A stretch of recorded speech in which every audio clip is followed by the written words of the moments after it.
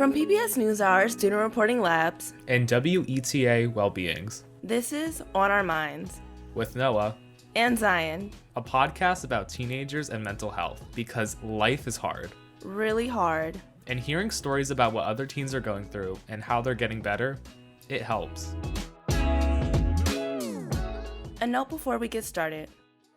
Today we're going to be talking about anxiety, depression, OCD, and school stress. If you or someone you know needs help, we have a list of resources at studentreportinglabs.org/mental health resources. Additionally, if anxiety, depression, OCD, or school stress are triggering topics, we recommend you skip this episode or listen with a trusted adult.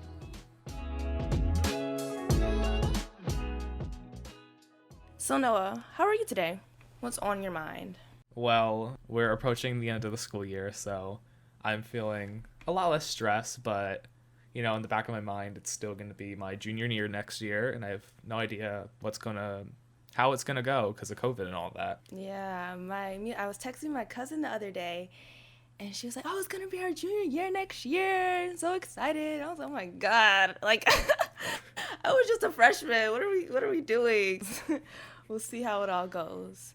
But remember last week how we talked to Dr. Taleb and heard from students about anxiety and depression?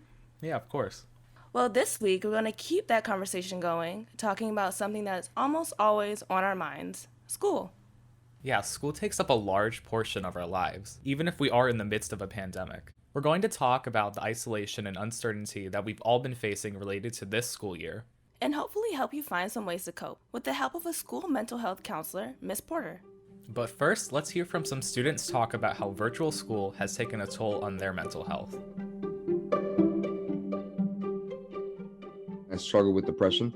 Online school is definitely taking a toll on me, and I've experienced a couple of depressive episodes because of it. I don't remember the day, but after the first half of the day, I'm like, nah, I'm done. I am so done. I private chatted my teachers being like, I am not going to participate today. My brain is dead. It's really made a lot of people realize, school isn't everything, grades aren't everything. It's important to, have social interaction. We're talking to teachers more about how they need to go easy on us because we're dealing with a lot more issues than we usually would be. What stuck out to me is what one student said. It's made a lot of people realize school isn't everything. We need to take time for ourselves, because we're kids. We're still developing. Yeah, and it's not just in our heads. Youth mental health is getting worse. According to an NBC survey, students in fall 2020 were sleeping less, worrying about college more, and feeling less and less connected to teachers and peers. And that kind of drop in self-care and an increase in isolation can be dangerous. A CDC report recently found that mental health-related visits to the ER were up 31% in 2020 for kids ages 12 through 17. Yeah, balancing school and mental health is impossible sometimes, especially because of the pandemic. Let's hear from two students, Asare from Georgia and Kennedi from Maryland, whose voices we mixed together since they're talking about this exact issue. I haven't been in school since junior year, and now I'm going to be graduating as a senior, which is so crazy to me. And the whole entire time, I've been having my classes via Zoom. I don't know if they think that since we're doing everything online that it must be easier, but truth be told, it's not so easy. Do you hear that sound? That sound of that keyboard clicking back and forth. That's what we've been hearing for a whole year. Since everything is virtual, my day begins almost the same as every school year. The only difference is that I don't wait at the bus stop or get dropped off at school. I wake up, take a shower, then log on to Zoom at 7:15 a.m. And honestly, it does wear me out. It feels like I'm running on the surface of the sun every single day after day, be bombarded with work. It's crazy how we've gone from, don't be on the computer screen for more than 1 to 2 hours max. And now a majority of us are looking at a computer screen for 8 hours a day. Teachers explain the importance of mental health and keeping a balance between our school and personal lives, but then give us hours worth of homework to complete every night. But frankly, the schoolwork isn't what causes the stress. It's the inability to get some time to myself. because this whole entire year, it has rotted my brain. I have gotten eye bags. I just went to the eye doctor the other day, and he said that I was going to need a tweak on my prescription, and he asked, "Are you in school, by the way?" And I'm like, "Yeah, I'm on Zoom." "How long are you on Zoom for?" 8 hours a day. So I've been trying to build new hobbies so that I can take a break from the world, even if it's just for 10 minutes. I play guitar, read, meditate, and sometimes these coping strategies work for me, other times they don't. I learned to realize who I am, struggled with who I am, and then learned to come to terms with who I am. The reality is, life for the most part is stressful, and I think the issue is that most of us are just sprinting and never take time to just stop. I found that the best parts of my day aren't when I'm studying or in school, but it's when I'm doing a hobby of mine or spending time with loved ones. I think genuinely after this whole pandemic quarantining is over, I'm not going to see a computer screen for another year.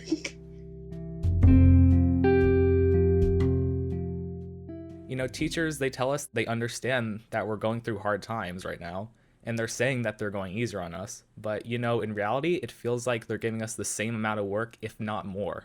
Yeah, I think it would be good for all of us to take some time out of our day to slow down and focus on our mental health, because school can be so stressful. Yeah, it really can. And our next guest is actually an expert on that kind of thing. She's a mental health counselor at Caesar Rodney High School in Delaware. So Edith Porter, welcome to On Our Minds. Thank you for having me. We keep hearing the phrase mental health crisis to describe what's going on with youth in the country. So do you feel like that term is right? Are we having a youth mental health crisis? Yes, I agree with the term. I came in October of last school year. I was here 2 weeks and I had a caseload of 70 students. Wow. This year, we had to bring on another mental health clinician to help with the load.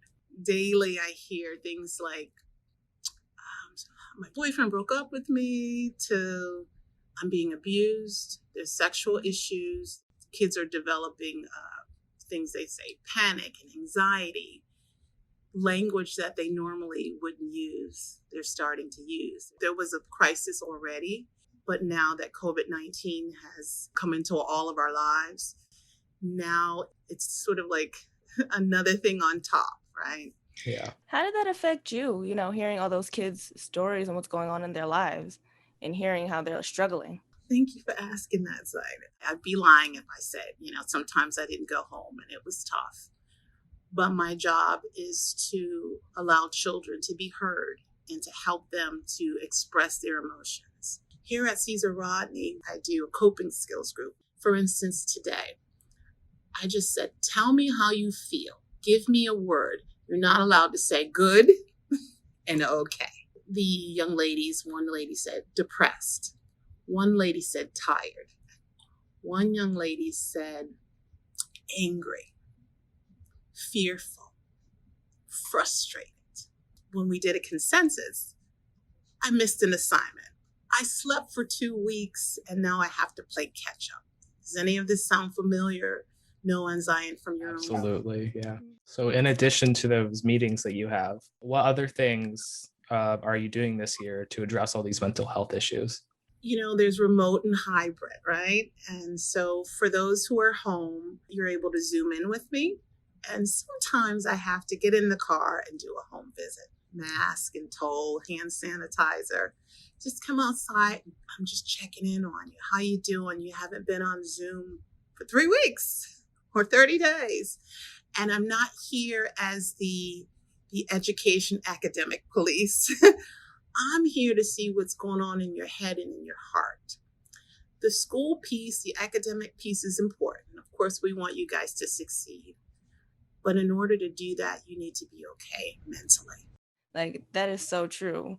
Because sometimes I would just be pushing through work and I am not okay, and I feel like we need to realize that sometimes we need to take a break, I mentioned to the students a lot, in grad school, I received all A's one semester and 1 C+. And that C+ was an A as far as I was concerned. You know why? I earned it. There was a lot going on. I was still proud of it. I don't want anybody to say, oh, Miss Porter is telling the children to fail. I want you to pass in life. Because nobody will care about that A if by the time you get it, you're not feeling good about yourself. It's important that you handle your mental state, your physical state, and then the academic piece will come together. Are you seeing a rise in certain mental health conditions among your students? I know you mentioned like anxiety and, depression, but are there any other?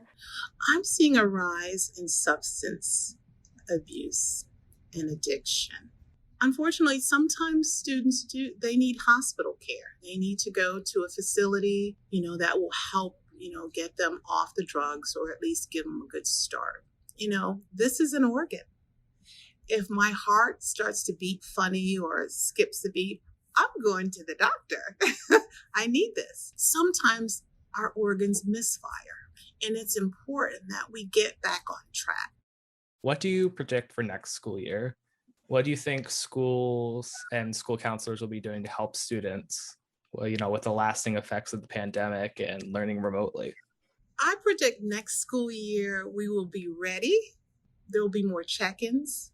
I'm predicting that parents will be more open to resources, that we can have open conversations about race, about gender, about the pandemic, about mental health, about kindness, empathy, sympathy, because we've been disconnected and longing for connection. I predict that when we come together, we've learned something. We've learned how to treat each other a little bit better. What gives you hope right now regarding teens and our mental health? Well, I believe that young people are resilient. You've gone through a school year without being in school. You've gone through watching loved ones die. Just a lot of heartache. And so you're going to come back stronger. And you're going to use your voice. You're going to use your anger. You're going to use your strength to make a difference.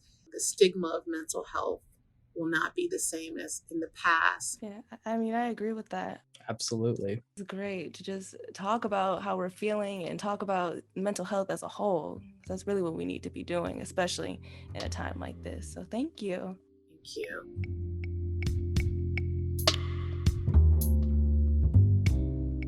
I like how Miss Porter had a conversation with her students and they picked one word to describe how they're feeling. So Noah, what's one word you can use to describe how you're feeling right now? I would say I'm feeling fantastic right now. Had a good day and, I really enjoy doing the podcast. How about you? Oh my gosh, that's great. Yeah, right now. I guess nervous? Yeah, I'm nervous right now.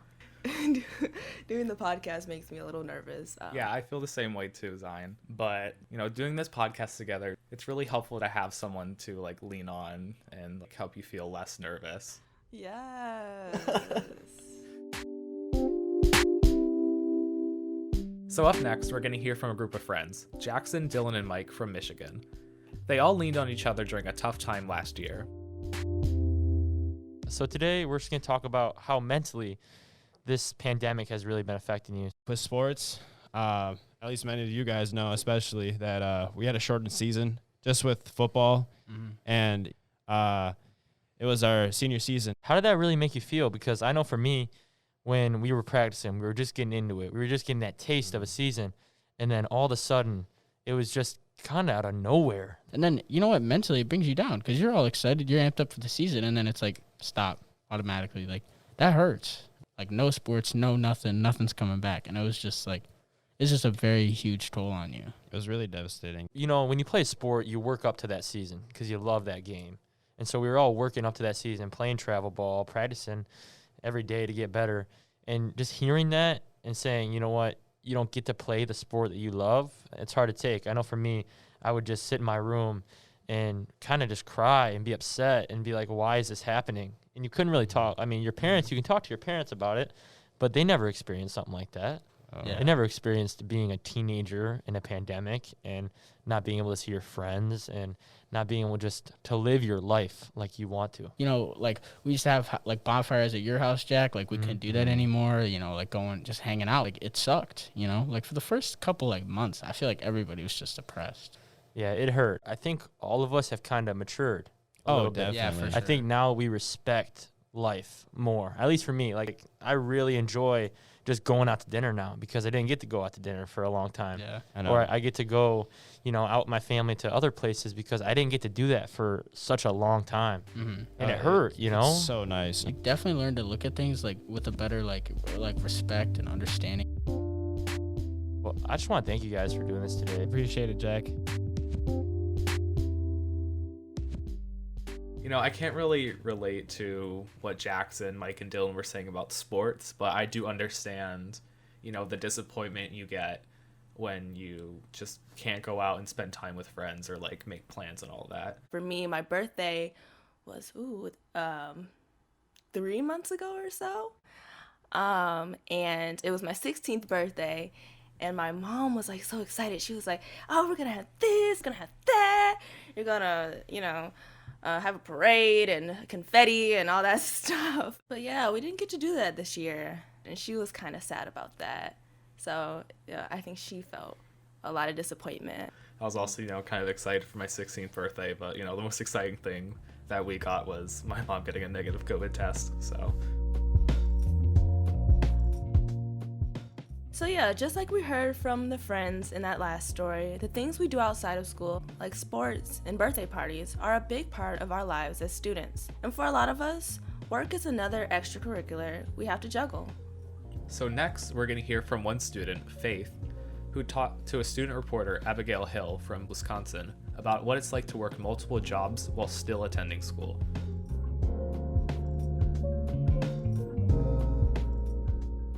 I work to save money for college, but I also work to currently pay my car insurance and my car payment. Faith worked at a local bank and a supper club called Castle Hill. In February of 2020, my work life included being at the bank 2 to 3 hours in the afternoon after school. And then after my work at the bank, on Fridays and Saturdays, I would work at Castle Hill Supper Club until 10 p.m. Faith was normally working almost every day in February and had to make a quick transition to not working at all in the span of a few days after COVID hit in March. I got a call from the bank saying that they wouldn't be needing me during this time. And then 2 days later, I got a call from Castle Hill because they had to shut down due to the government mandate and that I wouldn't be needed until I got a call back from them. So it was very upsetting because I still had bills to pay, so it's not like those stopped during that time, and it just was hard because I didn't have school to go to, I didn't have work to go to. I slept way more than I should have, and I was awake until 2 or 3 o'clock in the morning, and it was not a healthy schedule for me. By the end of July, she was working as a waitress, cashier, and a bank teller because businesses started to reopen, and she needed to pay her bills and think further ahead about college tuition. I'll be attending the University of Wisconsin Stout next fall for marketing and business education. Got accepted into the University of Iowa, which is a state school, so that was about $50,000 a year for me, where Stout is going to be only around $17,000 a year for me, and tuition's going to be quite the cost. So not just only like school stress, main high school stress, I also have been taking college classes almost all 4 years. I'm also in a relationship, so that adds quite a bit of added things. When you're working all the time and you don't have time to hang out with your friends, it adds a lot of stress. There was a lot of tears involved, and I was literally crying probably every single day to the point where I just didn't know what to do with myself. It turned into a lot of walks. It turned into a lot of going outside, fishing, just being at the river just to hear the water because it was the only thing that was calming to me at that time.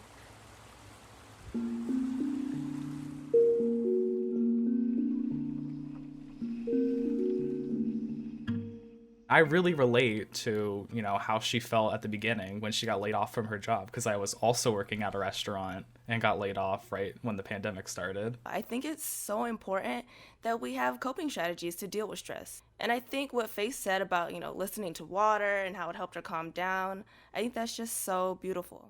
Yeah, I agree. Connecting to nature is one of the best coping skills, in my opinion. I like to chill with my plants when I'm stressed about chemistry labs or just showing up to class because I have no idea what's going on. But, now we're going to hear from Amina from Kentucky. She worries about school for a different reason. Hi, my name is Amina. I'm a senior high school student, and my goal is to become a nurse because I want to help others and somehow make a difference in their lives. But before I can become a nurse, there's a struggle I'm facing, and that's my anxiety. One thing my anxiety affects me the most with is test anxiety. Test anxiety is honestly the worst. I get so anxious before, during, and even after tests. But the subject that I don't cope very well with is, well, math. Yeah, I'm the one that wants to be a nurse, but math is my weakness. Especially with exams and tests coming up so quick and the material that's needed to be learned right away. Oh my goodness, I'm so doomed. It's like, where do you start? What do you do first? These questions all ring in my head when I take tests because I get so jittery and nervous. I just forget what to do. Over the years, I've definitely found many solutions to help me study. My mom recommended for me to try out flashcards and see if it was a good studying mechanism for me. And it was perfect. Having test anxiety, index cards are literally like your cure. Experiencing anxiety every day is definitely a struggle. Sometimes I wish it could just go away.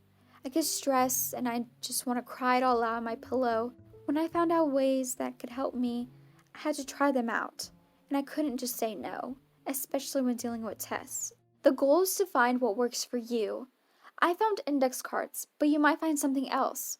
Yours might be talking to people or even writing down all your thoughts and letting your emotions all out. I think letting your emotions out is a very big thing because I keep my emotions bottled inside of me, and when I started writing in my journal, it helped so much. Just know that you can find those right tools to help you on your journey of success. The more we explore this topic, the more it seems like finding a healthy coping strategy is really the most important thing. Don't you think? That and talking about it and asking for help. Like how Amina's mom was the one who showed her flashcards. Yeah, asking your family for help is a really important thing. As much as we don't want to admit that, we need them. They are older than us and they have so much more experience than we do. So, when in doubt, just consider asking your family.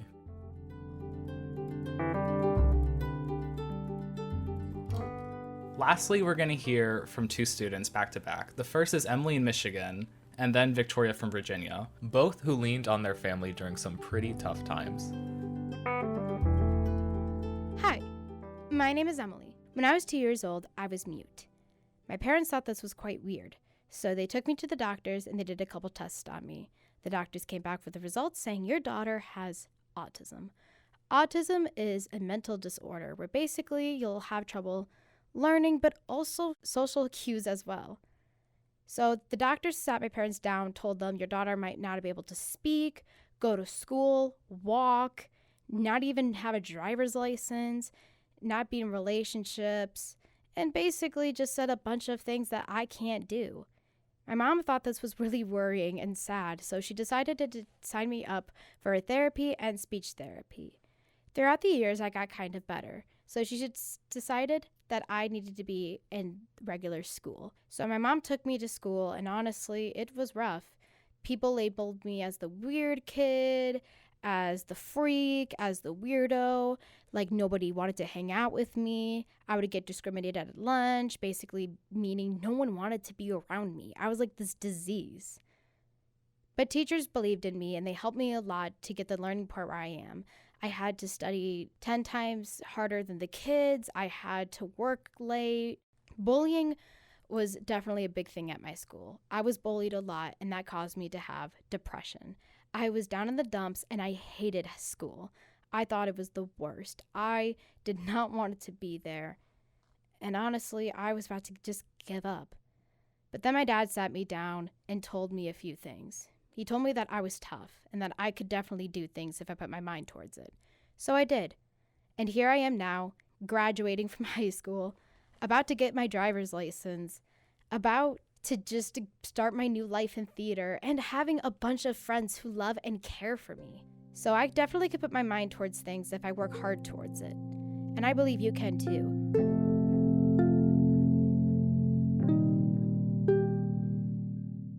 Hi, I'm Victoria. So it started in April where I noticed some definite changes in from good mental health to just going in a really bad place. I remember in April, obviously we were beginning to go in quarantine, and it was definitely hard being sort of, in my room all the time. I think being alone with my thoughts, and it just made me get more sad, I guess, every day. It was just a lot different from the feeling of being just sad in general. I started having a lot of OCD issues. I've always had OCD all my life, but it definitely was more pronounced during these times that, I was alone by myself. OCD is obsessive compulsive disorder. And, I know a lot of people, it can be from cleaning, washing their hands, but mine was purely intrusive thoughts. I was definitely scared to tell other people what was going on because, the intrusive thoughts for my OCD, they're not something I'm really, really comfortable sharing with everybody else. I told my parents first just because, they're always the people that I go to when I'm needing help. And then I went to my friends, my closest friends. I know it can be really scary or embarrassing to tell somebody else, but it's always good. And it's more important to seek help. My parents' reactions were very positive. They just, of course, wanted to help me. And they were very concerned just because I was in such emotional distress when I told them. And my closest friends, Kaitlyn and Abby, were also very supportive and understanding of what I was going through. My dad was definitely my biggest supporter when it came to helping me with my mental health. He was just always there for me constantly. And not that nobody else was, but my dad just, he went on walks with me, or he was just always by my side even when it was at the worst. I feel so proud of myself just from the journey that I've had since April to now. I can deal with my mental health. I would say, just as the last piece of advice, it may seem very hard wherever you are with your mental health, but I promise you from personal experience that it does get better. It's so important to have that support system and people to lean on when you need help. I feel that Emily was so strong to overcome what she was going through and what other people said about her. Yeah, and for Victoria too. She really found a great way to cope with her OCD, and that was through her friends and family.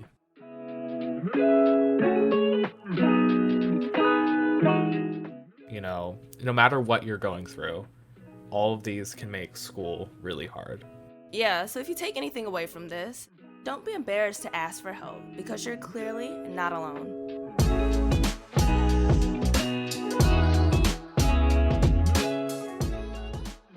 Next week, we'll be talking about how race and socioeconomic class intersect with mental health. There are some great stories in there you won't want to miss. So make sure you listen in for more of what's on our minds.